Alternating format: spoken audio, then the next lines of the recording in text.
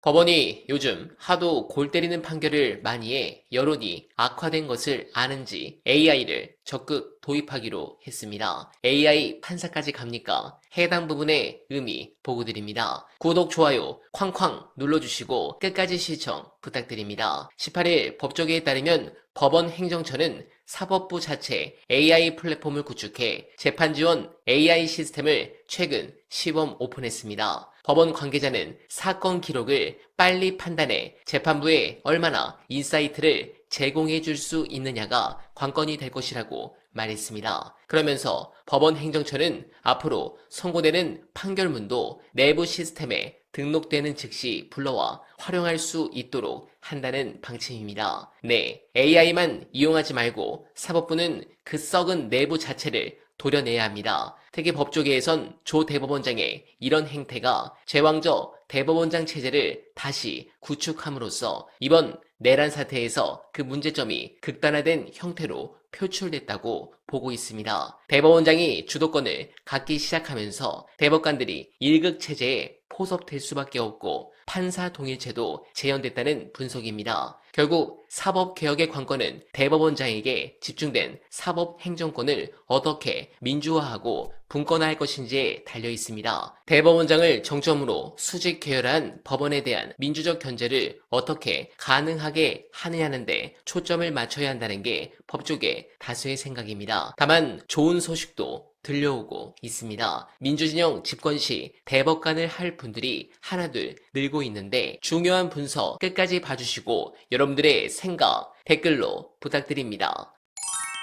지금 중요한 게 뭐냐면 이진관 부장판사가 대장동, 위례, 백현동, 성남FC 4개 사건을 병합한 이재명 대통령 사건을 맡고 있고 그러니까 지금 대통령은 이제 재판이 중지됐지만 정진상 실장이 재판을 받고 있고 남욱이 법정에서 연달아 계속 폭로를 하고 있으니까 이진관 부장판사가 그러지 말고 정리해. 감옥 가서 정리해서 나한테 보내. 그럼 내가 다 볼게. 라고 한 상황이고 어제 또 재판이 있었다고 하는데 어제는 이제 당시에 이제 경기도 공무원인가요? 성남시 공무원이 왔는데 이진관 부장판사가 이렇게 물어보더라고요.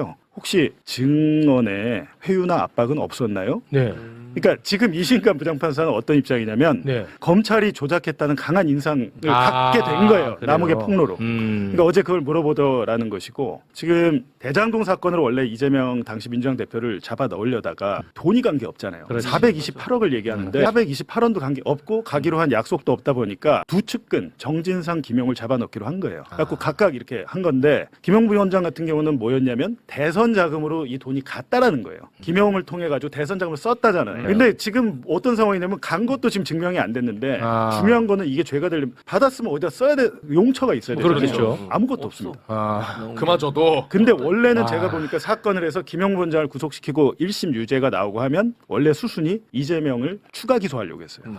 압수수색 영장에 피의자 이재명으로 돼 있죠. 추가 기소 그 사건은 지금 피의자 이재명 상태로 그냥 있는 거예요. 지금도. 제가 며칠 전에 와서 그 말씀 드린 적이 있는데 전준철 변호사 사건 때 대북송금 사건과 쌍방울 횡령배임 사건이 왜 연결되느냐. 김성태 입장에서는 회사 돈을 북한으로 보냈다고 하면 난리가 난다고 그 말씀 드렸잖아요. 맞아요. 본인도 그걸 의식하고 또 있는 거예요. 정확하게 얘기를 한 겁니다. 지금. 실제로 이제 왜 이 얘기를 했냐면 또 뭐라고 얘기했습니까? 내가 이재명 도지사나 경기도에 바란 점도 없다라고 기존의 입장을 어느 정도 뒤집은 거죠. 뒤집은 건데 중요한 건 뭐냐면 대북송금 사건이란 게 돈을 밀반출해서 북한에 줬다는 거잖아요. 근데 애초에 지금 이화영 부지사 3심 끝났잖아요. 저는 그 판결을 인정하지 않습니다. 예를 들면 800만 달러를 줬다고 하는데 이 중에 뭐 450만 달러는 조선 노동당으로 가고 100만 달러는 리오남한테 가고 뭐 이런 식이에요. 그 증거가 아무것도 없어요. 그건 자기 생각이에요. 북한 사람한테 줬다고 이게 김정은 손에 갔는지 우리가 어떻게 알아요? 그리고 유죄를 내려버린 거예요. 근데 그거는 둘째 치고 지금 이게 왜 중요하냐면 저는 재판을 시작할 때 공소기각을 내린 걸 처음 봤습니다. 지금 공소기각 나오는 거 다 선고 마지막 단계에서 하는 거예요. 시작 단계에서 김성태를 빼버렸잖아요. 공소기각으로. 김성태는 몰랐네. 자기가 오늘 공소기각 되는지 모르고 앉아있다가 얼떨결에 최후 진술을 한 겁니다. 그게 왜 중요하냐면 재판부가 보기에는 야 이미 김성태와 이화영은 앞서서 북에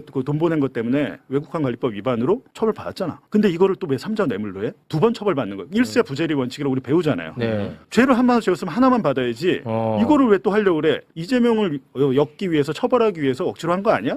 이렇게 판단을 해버린 겁니다. 네, 공감합니다. 그리고 여러분들께 한 가지 부탁을 좀 드리고자 합니다. 유튜버들은 정치인 감별사가 아닙니다. 저도 마찬가지지만 유튜버들을 맹신하면 안 됩니다. 유튜브를 켜면 온통 정치인 감별입니다. 이 사람은 이래서 안 되고 저 사람은 저래서 안 되고 마치 양계장에서 병아리 암수 구별하듯이 정치인들을 분류하고 딱지 붙이는 일에만 혈안이 되어 있습니다. 특히 특정 유튜버들은 그걸 조장합니다. 왜? 정치 유튜브는 이미 노란 딱지 때문에 슈퍼챗 후원이나 유료 광고를 받지 않으면 돈이 안 됩니다. 그래서 계속 자극적으로 가는 거죠. 제가 라이브를 안 하는 이유도 그것 때문입니다. 아니, 민주진영 내부를 편을 갈라 자기들끼리 너는 순도가 몇 프로냐 따지며 싸우는 모습을 보면 가슴이 무너집니다. 우리가 진짜 싸워야 할 대상 누굽니까? 누가 저항합니까? 검찰 카르텔입니다. 그들이 어떻게 법 기술을 부려서 개혁을 무력화하는지 그걸 막으려면 어떤 입법이 필요한지 토론해야 합니다. 그리고 조희대 사법부 왜 개혁에 반대할까요? 사법부가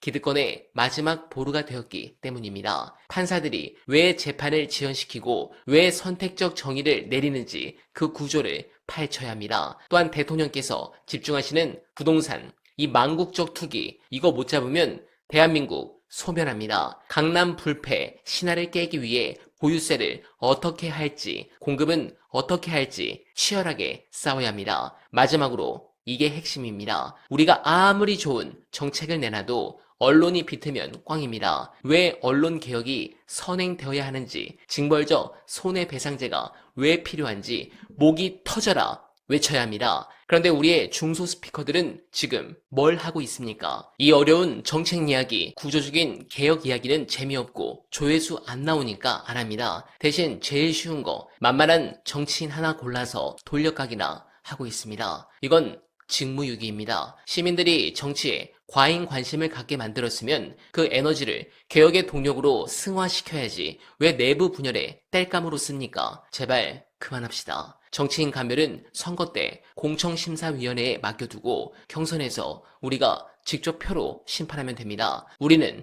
정책과 민생을 감별합시다. 저 법안이 통과되면 내 삶이 어떻게 바뀌냐? 저 판결이 우리 사회 정의를 어떻게 무너뜨렸나? 이런 걸 이야기해야 중도층도 민주당은 내 삶을 고민하는구나 하고 쳐다볼 것 아닙니까? 여러분, 유권자들은 주머니 걱정을 먼저 합니다. 병아리 감별하는 저 특정 유튜버들의 소리 좀 끄고 이제 제발 먹고 사는 문제 그리고 그 문제를 가로막는 기득권 구조를 부수는 이야기를 합시다. 그게 우리가 이기는 유일한 길입니다. 여러분들은 어떻게 생각하십니까? 공감하셨다면 소중한 언알바 후원 부탁드립니다. 최근 채널이 위기일 정도로 후원이 많이 빠졌는데 댓글에 고정된 내용을 통해 많은 사랑 부탁드리며 언알바는 늘 최선을 다하겠습니다.